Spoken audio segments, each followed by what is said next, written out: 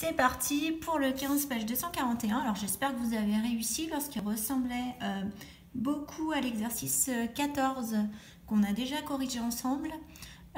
Donc on nous parle d'un rayon qui se propage d'abord dans l'air. J'ai commencé à faire un petit schéma pour bien se représenter les choses.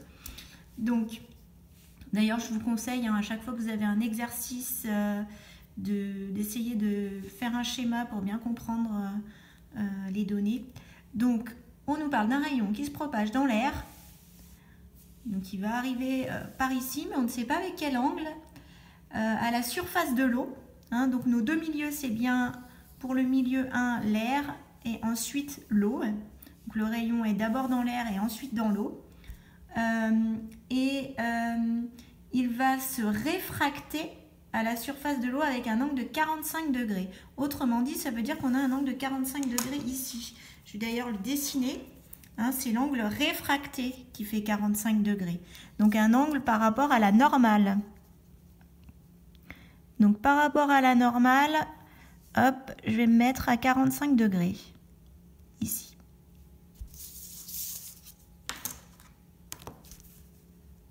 Donc très important de bien positionner les angles. Donc voilà notre angle de réfraction qui fait 45 degrés.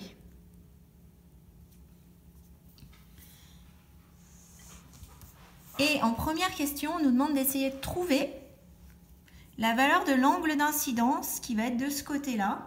Parce qu'on imagine un rayon de lumière qui va arriver ici. Et ensuite, quand ça va passer dans l'eau, le rayon est dévié. Mais voilà, on ne sait pas avec quel angle il est arrivé, c'est ce qu'il va falloir déterminer. Alors pour ça, comme on a l'angle de réfraction, il faut partir sur la loi de Snell-Descartes pour la réfraction.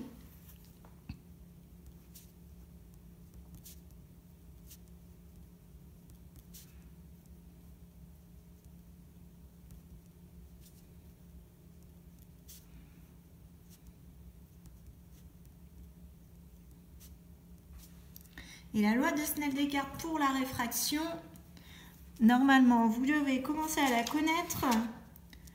Donc, c'est le premier milieu multiplie l'indice du premier milieu multiplié par le sinus de l'angle d'incidence.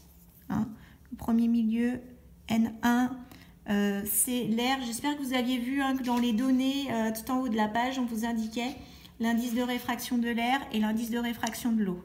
Je les ai pris en haut de la page. Et donc, l'indice du premier milieu fois le sinus de l'angle d'incidence, qui va être par ici, est égal à l'indice du deuxième milieu multiplié par le sinus de l'angle de réfraction. Voilà. Nous, on connaît la valeur de R, on connaît les valeurs des deux indices, et on cherche la valeur de sinus I. Donc on isole sinus I.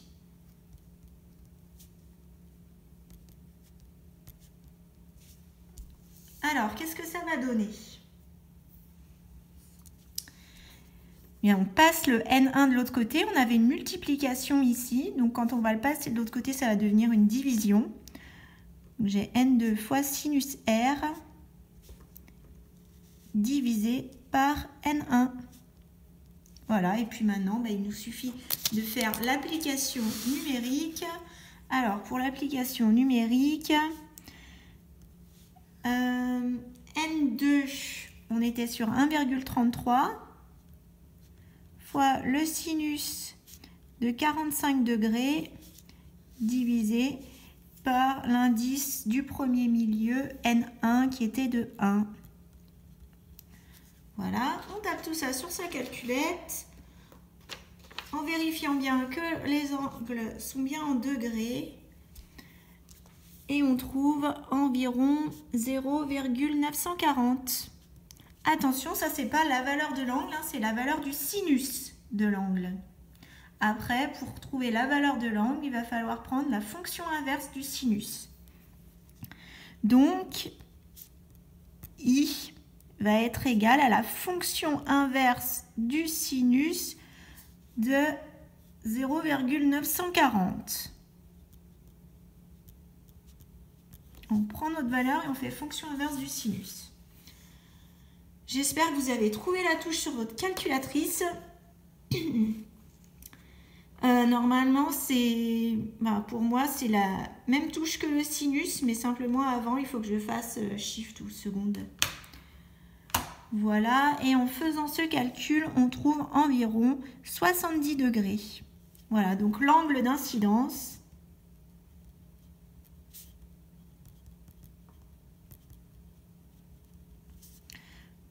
vaut 70 degrés.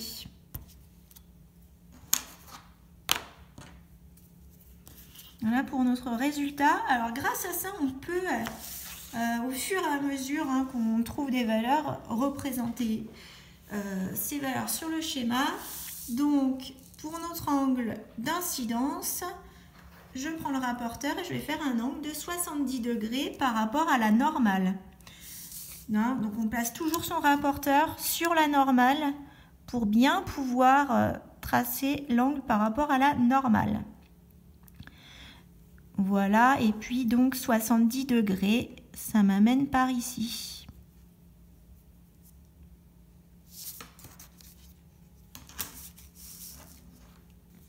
Je vais tracer ça.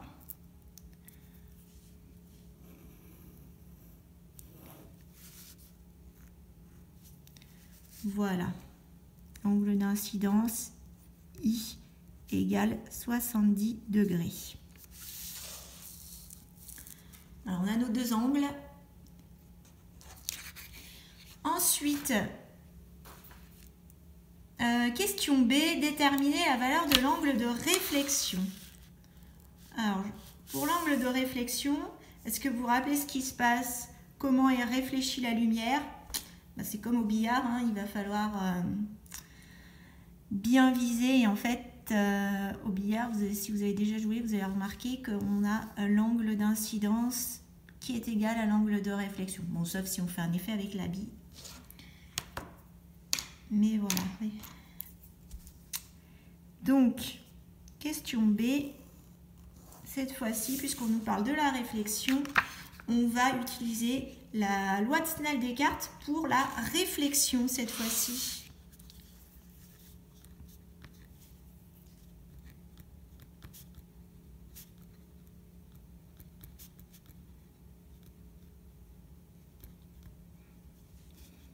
N'hésitez pas à mettre pause si il y a des choses que vous n'avez pas le temps d'écrire.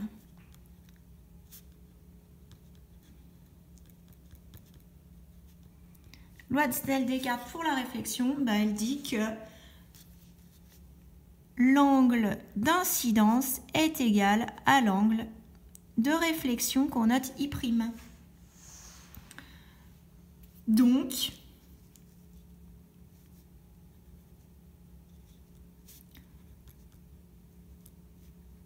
l'angle de réflexion I' vaut 70 degrés.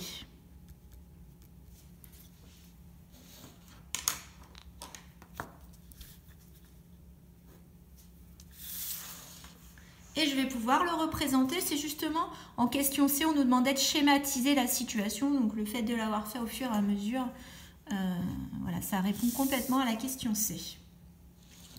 Donc pareil, je prends mon rapporteur, je le place toujours sur la normale, bien sûr de l'autre côté par rapport à tout à l'heure. Et puis je vais partir sur un angle de 70 degrés. Je suis un peu embêtée là.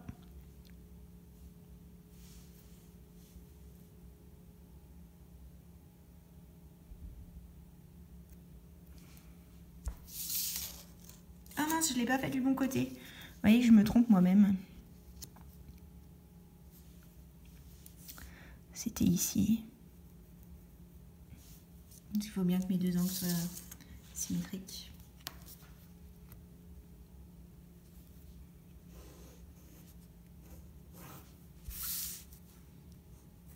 Voilà, donc j'ai I' qui est égal à 70 degrés. Voilà, j'ai bien mais 3 rayons qui sont dessinés. Donc on imagine la lumière qui va arriver comme ça, et une fois qu'elle atteint la surface de séparation entre l'air et l'eau, une partie va se réfléchir avec le même angle que l'angle d'incidence, et une autre partie va réussir à pénétrer dans l'eau, donc avec un angle de 45 degrés par rapport à la normale. Voilà, j'espère que vous avez parfaitement réussi, que vous aviez trouvé les bonnes réponses. Si ce n'est pas le cas, que vous avez réussi à comprendre la correction pour progresser par la suite. Éventuellement, revenez sur votre exercice numéro 17 si vous apercevez que vous avez fait des erreurs. Et je vais vous projeter la correction du 17 juste après.